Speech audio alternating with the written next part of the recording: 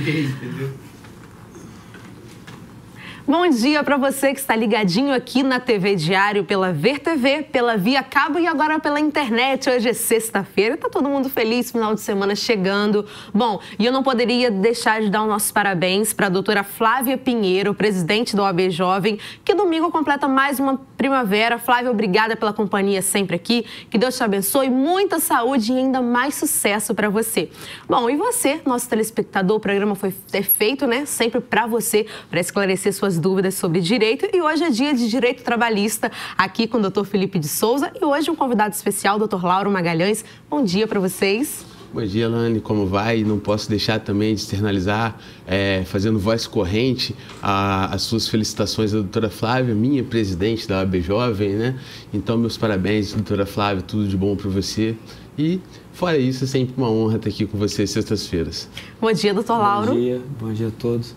Faço das palavras do doutor Felipe as minhas, desejo também à doutora felicidades. Bom, e o doutor Felipe, gente, sempre vem cheio de novidade. Ele, doutor Lauro, então, hoje tem muita novidade para contar pra gente, né, Felipe? Sem sombra de dúvidas, o doutor Lauro até um colega há muito já aqui em Campos, principalmente na advocacia trabalhista, e que eu aprendi a admirar ainda na época de estagiário, quando ele já estava atuando como advogado. Bom, e hoje vocês vão falar pra gente um pouco sobre regime de tributação do Super Simples para os advogados que estão nos assistindo, que é uma novidade, né? Foi a maior conquista para a classe dos advogados. Sem dúvida, Lani, essa pode ser enquadrada como a vitória do ano para os advogados.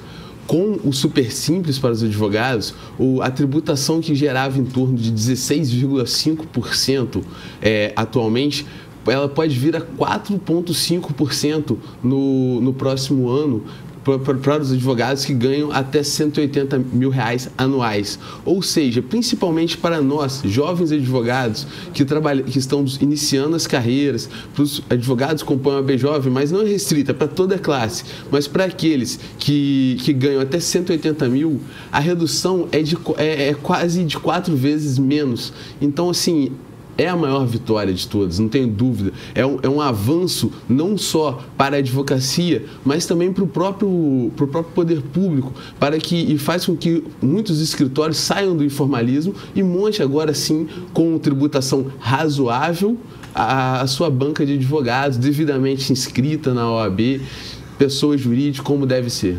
Bom, um presente para os advogados, né? Lembrando que está chegando o mês do advogado, agora em agosto, com a programação toda remodelada. Era a semana do advogado, agora será o mês do advogado. Então tá aí novidades para vocês. E sobre o mês do advogado, o nosso presidente, Carlos Fernando, vai voltar aqui outras vezes para deixar tudo explicadinho para vocês, dar toda a programação, com certeza será um sucesso. Bom, doutor Felipe, recentemente tem sido institucionalizada uma nova espécie de condenações pelo fato do empregador não dar trabalho aos funcionários. Queria que vocês explicassem, doutor Lauro, também ajudar a explicar essa situação para a gente. O contrato do trabalho, na verdade, ele é um contrato atividade, né? Ele pressupõe, tanto quando se fala em salário, o salário ele corresponde a uma contraprestação dos serviços. Então, por essa existência umbilical, digamos assim, trabalho, salário, salário, trabalho, existem os casos onde os empregadores estão deixando os trabalhadores ociosos, sem trabalho e pagando os salários. Só que isso vem sendo entendido pela jurisprudência como um impeditivo, como até um terror psicológico, né, doutor Lauro? Exatamente. A questão do contrato de trabalho em si, como a gente diz, em direito, o contrato é um contrato bilateral, ou seja, existem obrigações para ambas as partes. E do ponto de vista do empregado, a obrigação principal dele e a razão de ser, inclusive, da contratação é a prestação de serviço. Então, a prática desencadeada pelo empregador, no sentido de colocar aquele empregado afastado do local de trabalho, dos demais colegas ou até da própria prestação de serviço, acaba desencadeando um dano sobre a pessoa do empregado, passivo, inclusive, de indenização, de que seria exemplo a indenização por assédio moral.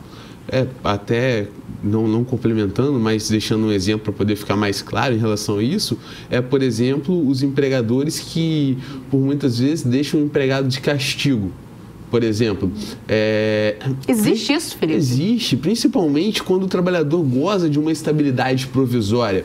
Por exemplo, ele foi um cipeiro exerceu o mandato dele de cipeiro por 1 ano. Ele tem mais 1 ano de estabilidade, depois que termina aquele mandato dele. O cipeiro eleito, né? O cipeiro eleito pelos empregados. O cipeiro indicado pelo empregador não goza dessa mesma estabilidade. Mas ele tem estabilidade, não pode ser demitido. Confrontou o trabalhador nesse 1 ano posterior, quando ele ainda tem estabilidade, não está no mandato dele. O trabalhador, por vezes, e isso acontece, e não com bastante frequência, mas acontece, ele deixa o cipeiro de castigo, afastado das atividades, sem trabalhar, recebe salário, mas todo mundo, mas a maioria dos empregadores, principalmente alguns clientes, mas, poxa, eu estou pagando o salário dele. Mas pelo que o Dr. Lauro falou, existe a bilateralidade do contrato de trabalho. Se você contrata alguém, você contrata para dar trabalho. Se você... Desculpa só interromper, mas eu particularmente tive a oportunidade de atuar, e o processo ainda corre na Justiça do Trabalho, sobre esse exemplo dado do Dr. Felipe, não relativamente à questão do cipeiro, mas de uma empregada. Ela prestava serviço para uma empresa aqui em Campos e ela tinha instabilidade em decorrência de acidente de trabalho sofrido na empresa. Ela se habilitou no INSS e, quando retornou do afastamento, a empresa simplesmente impediu que ela entrasse na empresa para prestar o serviço dela. Isso foi tentado de todas as formas administrativamente, nós não conseguimos. Nós tivemos que entrar com uma ação na Justiça do Trabalho para que o juiz emitisse a empregada na empresa, ou seja, determinasse que o empregador deixasse a empregada trabalhar. Parece que essas coisas não acontecem, né? Mas são reais. Mas a gente tem que dar também os exemplos dos conselhos. Por exemplo, se o empregador não tem mais um interesse, como é o caso do Dr. Lauro falou, se ele não tem mais um interesse em ter aquela trabalhadora efetiva lá, ou não tem cargo para ela, é melhor, até para evitar uma indenização, e aí eu posso ser muito criticado, mas é melhor que ele pague, demita, pague a indenização substitutiva daquele período que falta e, pelo menos, evita... Uma situação chata também entre empregador e empregado, nesse caso. O que ele não pode, na realidade, é abusar do direito dele e da condição de empregador, que isso acaba gerando o que a gente conhece em direito, que é o abuso de direito passivo também, né, doutor Felipe? De indenizações. Bom, a gente tem outro tema para abordar aqui também, que eu acho que teve novidades, que é a Lei das Empregadas Domésticas, que está sempre aí um burburinho, que tem direito, que não tem, porque é uma nova classe, né? É uma classe, na verdade, já antiga, mas só que, sem sombra de dúvidas, essa lei é a mais esperada por tudo, porque nós estamos hoje vivenciando uma faixa cinzenta, nebulosa da lei. Por exemplo, em abril do ano passado, o Congresso, foi aprovada a emenda constitucional número 72, que restringiu o trabalhador doméstico a 44 horas semanais, o que não acontecia antes. Mas e aquelas, principalmente cuidadosos de idosos, que trabalham na casa e que dormem na casa dessas pessoas? Essas horas que eles estão lá, vão ser pagas ou não vão ser pagas? Isso, para mim, sem sombra de dúvida, é o mais esperado dessa lei. Para os empregados domésticos também estão se esperando a questão da regulamentação do adicional noturno, do FGTS, dentre outros vários direitos. O FGTS é facultativo, não é o empregador? Atualmente. A partir da emenda constitucional, ele passou a ser obrigatório quando for regulamentado. E não foi ainda, né? É o que virá com esse projeto de lei, que essa semana a comissão aprovou o que veio do Senado, porque eles mandaram um projeto para o Senado modificou, então voltou para a Câmara. Eles aprovaram essa semana, eles estão restringindo, a tributação hoje é de no mínimo 20%, 12% do empregador e 8% do empregado. O que eles estão tentando fazer? Só podendo variar até 11%, dependendo do salário de contribuição. Né? Isso, por isso que no mínimo 20%, podendo chegar a 23%. O que eles estão querendo fazer? É reduzir essa contribuição previdenciária, de modo que ela, somada ao fundo de garantia, mantenha-se ainda em 20%. Bom, mas tem um fato negativo nesse projeto para o empregador, né? Sim, claro, principalmente porque nessa redivisão que está sendo feita para manter os 20%, o empregador vai estar arcando quase que na totalidade com esses 20%. Antes eram 12%, agora só de FGTS no novo projeto são mais de 11%. Ou seja, está havendo uma redivisão, mas o empregador está pegando uma cota muito maior do que a anterior. Reduz-se a cota parte, né, do empregado, mas transfere-se esse ônus para o empregador. Está responsável pelo recolhimento. Por isso a gente tem visto algumas demissões também de empregados domésticos que estão abrindo mão desse serviço, né? Porque está ficando mais caro ter empregado doméstico hoje, né, doutor? Não, está ficando e vai ficar muito mais caro, na verdade. Existem clientes, inclusive, vão fazer consultas e que eles chegam à conclusão que, dependendo do modo, das peculiaridades, fica mais barato contratar diaristas do que contratar um empregado doméstico, principalmente por essa questão de sobrecarga do que vai ser ou não. Veja bem, não estamos defendendo que isso seja feito, mas são só os pontos de vista, as peculiaridades. É claro que uma pessoa... mostrando a realidade, né? Dando exemplos. Uma pessoa que tem necessidade de ter um empregado em casa de segunda a sexta, 8 horas por dia, para ele está tranquilo. Até agora a lei não modificou em nada para ele. Mas, nesses casos, e o principal fato negativo para os empregadores, além desse aumento do percentual, é também a questão que, nesse novo projeto de lei, eles não vão poder mais deduzir a cota previdenciária na hora de declarar o imposto de renda. Porque até então, quando você vai declarar um imposto de renda, você pode usar aquele valor que você gastou com previdência para empregado doméstico para efeitos de dedução. E agora não vai poder mais. Bom, gente, mas o nosso tema hoje é terceirização e a gente vai entrar nele no próximo bloco, então continue sintonizados aqui na TV Diário. Você, nosso telespectador, você estudante de direito, advogado, que está sempre aqui curtindo o nosso programa. Estamos apresentando Seus Direitos.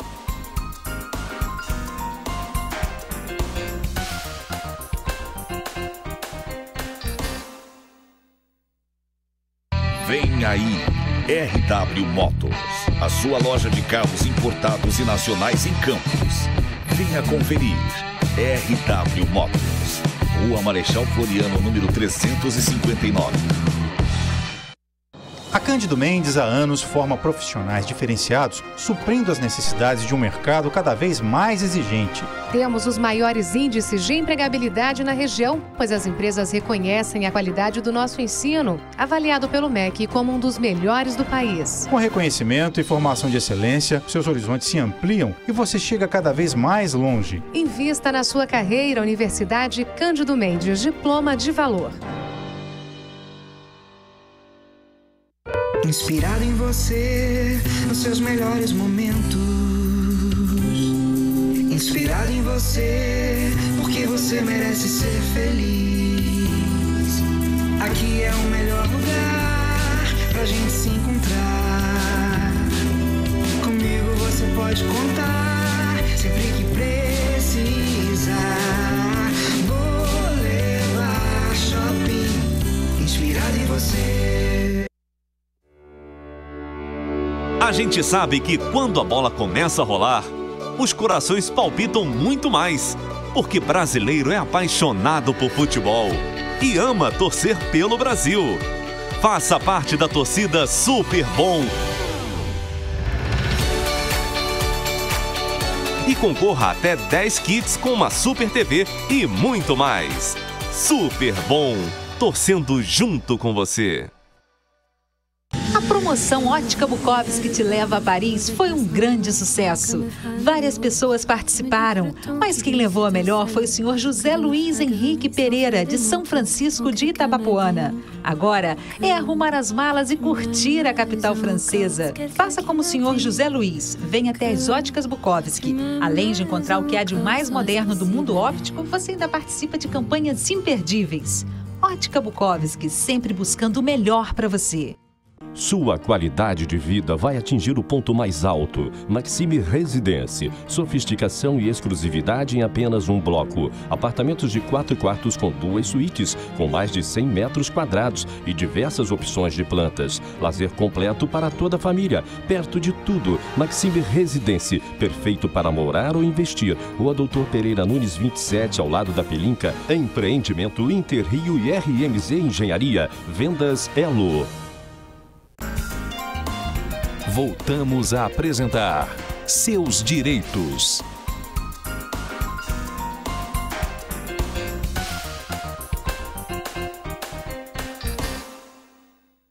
Agora, 11h31, hora certa para vocês. Estamos ao vivo aqui na TV Diário. Hoje falando sobre direito do trabalho com os nossos convidados aqui, Dr. Lauro Magalhães e Dr. Felipe de Souza. E o nosso tema hoje é terceirização, né? E para a gente começar, Dr. Lauro, eu queria que o senhor definisse para a gente o que seria terceirização dentro do ambiente de trabalho. Bom, a gente entende por terceirização a hipótese seguinte: toda vez que a empresa ela se vale de uma outra empresa para prestar serviços que estão atrelados à atividade que ela exerce no mercado de trabalho. E isso é legal? Isso é legal, com certeza. É um exemplo que a gente pode citar, por exemplo, é um banco que contrata o pessoal de limpeza para prestar serviço. Sim. Isso com o seguinte objetivo: propiciar que a empresa prestadora de serviço se volte para a sua atividade principal, delegando a outra empresa aquelas atividades secundárias que nós no meio chamamos de atividade meio. Bom, e o senhor disse que ela é legal, mas existe uma lei que preveja essa situação? Olha, a única legislação específica prevendo a terceirização é a Lei de Licitações, que é a Lei 8666, mas essa figura trabalhista, ela é decorrente da interpretação dos tribunais e está regulamentada hoje pelo TST, denunciado da súmula 331 do TST, Tribunal Superior do Trabalho. Só uma parte também, existe também a lei do trabalhador temporário, né? Exatamente. Existe também a lei do trabalhador temporário, que a gente até falou aqui uma outra vez, mas é que mas aí é uma questão específica, não é para terceirização das atividades da terceirização exata das atividades. É só para observar um certo lapso temporal, seja de um aumento extraordinário de serviços, seja para... Como final de ano, que a gente vê nas lojas, essa contratação, isso é terceirização? Ou então uma substituição do quadro permanente. É um contrato temporário, né, que fazem ali com lojistas, no caso. Sim, o que é importante a gente considerar aqui que o contrato, o trabalhador temporário, ele é uma espécie da terceirização. A terceirização que o Dr. Lauro está pontuando aqui é uma terceirização direta para o ano inteiro, para o período inteiro das atividades, não é? Exatamente. Essa terceirização, esse trabalho temporário, na realidade, é o próprio tomador de serviço que vai estabelecer um contrato temporário com aquele trabalhador. É diferente da espécie que a gente acabou de tratar aqui, em que o prestador de serviço ele se vale de uma outra pessoa jurídica para prestar para ele serviço. Nesse caso, o governo do estado, o governo municipal usam também dessa terceirização de terceiros, como o senhor disse, de outra pessoa jurídica. Sim, isso é comum, é muito comum nos serviços de limpeza, serviços de guarda, de portaria, até administrativo em alguns casos, né? Sim, mas principalmente na questão da administração pública, é na questão das licitações em si mesmo, falando. Eles não têm capacidade técnica, via de regra, para executar diversas funções, por isso que se faz a licitação. E a licitação existe justamente por isso. Obras, a gente vê muito isso, principalmente, né? A questão de obras. Então, é uma espécie de terceirização do ente público para um ente privado que se sagrou vitorioso numa licitação, observado todos os ditames legais, para que preste um serviço específico, que não é da atividade fim do ente público, mas é da atividade fim daquela empresa. Queria que o senhor explicasse para a gente o que é responsabilidade subsidiária. Então, nessas hipóteses onde existe uma terceirização dos serviços, tem a figura do real empregador, ou seja, vamos voltar àquele exemplo do banco do Dr. Lauro.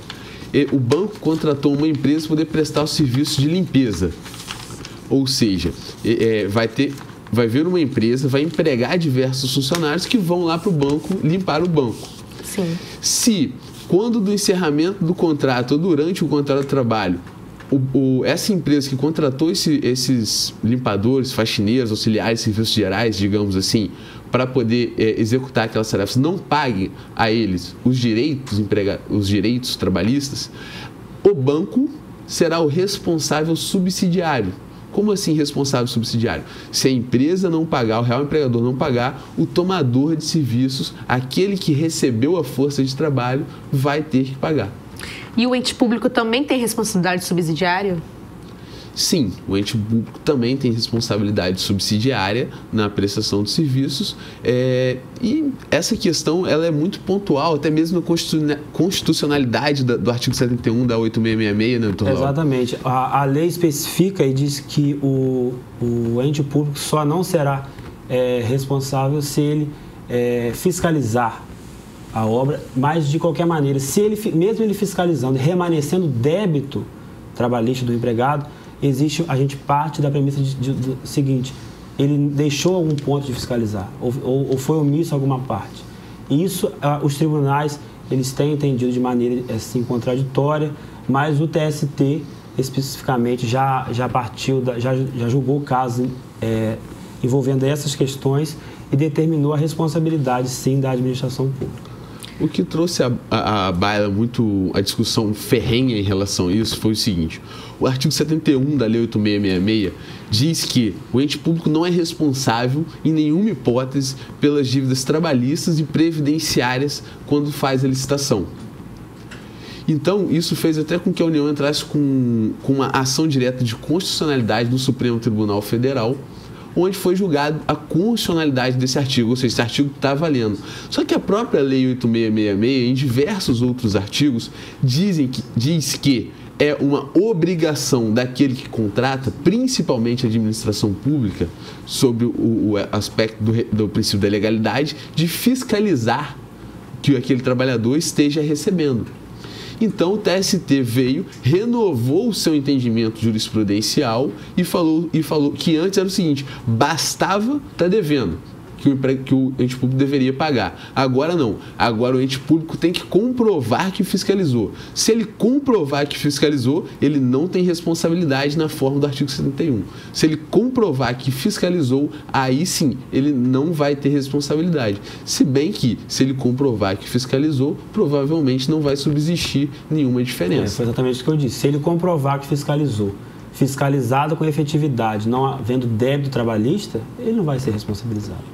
Agora, havendo débito, a gente parte da premissa seguinte: ele foi omisso em algum ponto, de modo que ele tem que ser responsabilizado. Culpa invigilando, né? Sobra para alguém, né? Alguém tem que ser responsabilizado por isso, né? Na verdade, não é bem alguém que tem que ser responsabilidade. É porque não pode sobrar para o empregado.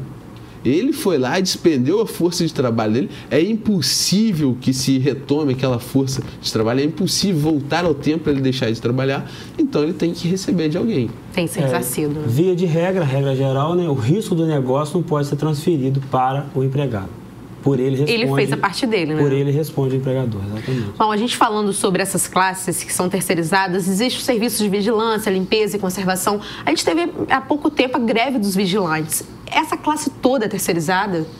Na sua grande maioria. A questão dos vigilantes, principalmente, é o seguinte: é que para você contratar um vigilante, e aí a gente fala vigilante armado, você tem que preencher uma série de requisitos, principalmente junto à Polícia Federal. E essas autorizações, nem sempre, melhor dizendo, os bancos não têm. Então, com isso, eles não poderiam contratar diretamente os vigilantes, a menos que eles preenchessem esse requisito, conseguissem autorização e contratassem. Mas a menos do que isso, isso não é rápido. Então, por isso que a greve perdurou aí por quase 2 meses, infelizes 2 meses, diga-se, não contrariando os empregados, os trabalhadores de forma alguma. A greve é legal, né? A greve é legal, mas os infelizes para toda a população, né? O transtorno que causou, mas o banco não poderia contratar diretamente esses vigilantes. Por isso, todo esse imbróglio, todo esse problema, essa problemática.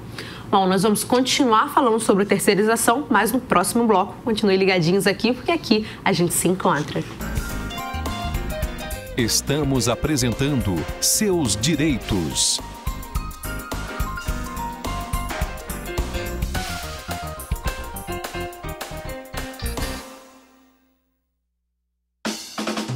A Limport é referência em limpeza, portaria e segurança em toda a região e está sempre se renovando, tanto em treinamento de pessoal quanto em equipamentos. Nossa renovação é tão grande que até redesenhamos nossa marca e deixamos mais moderna, assim como é o nosso trabalho.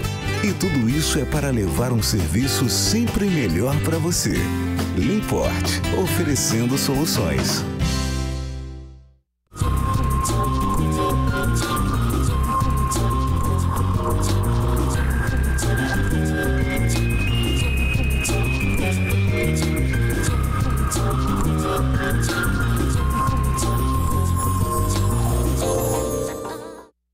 Dia 7 de agosto, agosto, Marcha para Jesus. Campos, é tempo de ordem e progresso. Concentração dos trios às 16 horas, na Praça do Parque Alvorada, em frente ao ENF e na Pracinha de Nova Brasília. Culto na Praça Central às 20 horas, com presença confirmada de Mariana Valadão e Banda, dia 7 de agosto. Concentração dos trios às 16 horas e culto às 20 horas na Praça Central. Realização: Associação Evangélica de Campos. Apoio: Grupo Outside, Blog Viva Feliz, Inside, Fundação Cultural Oswaldo Lima, Grupo O Diário, TV Record e Prefeitura de Campos.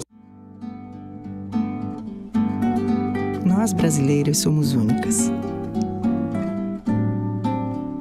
Uma beleza que não está apenas nas formas, mas também em um brilho que é só nosso.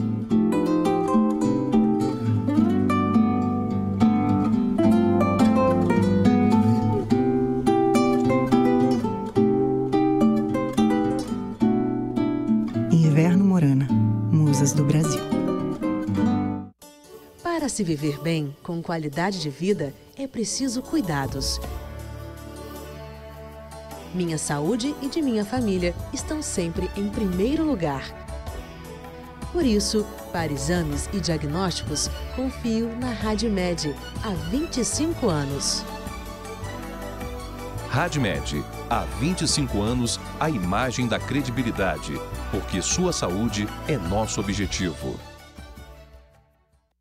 A Cândido Mendes, há anos, forma profissionais diferenciados, suprindo as necessidades de um mercado cada vez mais exigente. Temos os maiores índices de empregabilidade na região, pois as empresas reconhecem a qualidade do nosso ensino, avaliado pelo MEC como um dos melhores do país. Com reconhecimento e formação de excelência, seus horizontes se ampliam e você chega cada vez mais longe. Invista na sua carreira, Universidade Cândido Mendes, diploma de valor.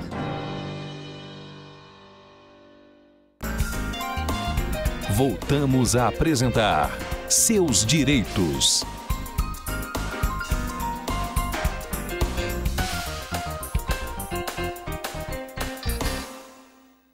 Estamos de volta com o programa Seus Direitos, hoje falando, como toda sexta-feira, sobre direito do trabalho, aqui com o Dr. Felipe de Souza e Dr. Lauro Magalhães, que é a primeira vez com a gente aqui, né, Dr. Lauro? Sim. Mas com certeza voltará mais vezes, né? Com certeza. O convite já fica feito, né, Dr. Felipe? Sem sombra de dúvidas. Bom, nosso assunto hoje é terceirização, falando de direito do trabalho, e a próxima pergunta é a seguinte: existe o caso de contratações irregulares? Queria que vocês falassem pra gente quais são esses casos. Bom, como a gente tem dito aqui, a questão da terceirização envolve a seguinte ideia. O tomador de serviço, ele vai terceirizar, vai delegar para uma outra empresa as atividades que não sejam relacionadas à atividade principal dele. O que seria a atividade principal? Seria aquela atividade que ele se propôs a desenvolver. Um exemplo, são as atividades descritas no próprio objeto social da empresa. Então, nesses casos em que o tomador de serviço ele delega para uma outra empresa, ou seja, terceiriza serviços que são próprios dele, a gente configura a chamada terceirização irregular ou a chamada terceirização fraudulenta. E qual é a consequência dessa contratação? Para contextualizar um exemplo dessa questão que o Dr. Lauro pôs, seguinte, imagine-se um banco que ele vai lá e contrata uma empresa e monte um caixa para aquela empresa para receber contas de até R$300 naquele caixa para desafogar o trabalho dos caixas principais. Bem, nesse caso, o recebimento de contas é claro que está na atividade fim do banco. E se ele faz isso através de uma empresa terceirizada, há a fraude, a irregularidade do contrato de trabalho. Um outro exemplo que a gente pode citar é a questão recorrente aqui na cidade, inclusive a questão dos hospitais, que terceirizam algumas atividades que são inerentes dele, como, por exemplo, a atividade de radiologia. Então, nesses casos também há irregularidade e o vínculo de emprego estaria formado diretamente... É errado, então, esse tipo de terceirização. Exatamente. A consequência que você disse, perguntou, seria justamente essa, né, doutor Felipe? Sim, nesse caso o empregador ele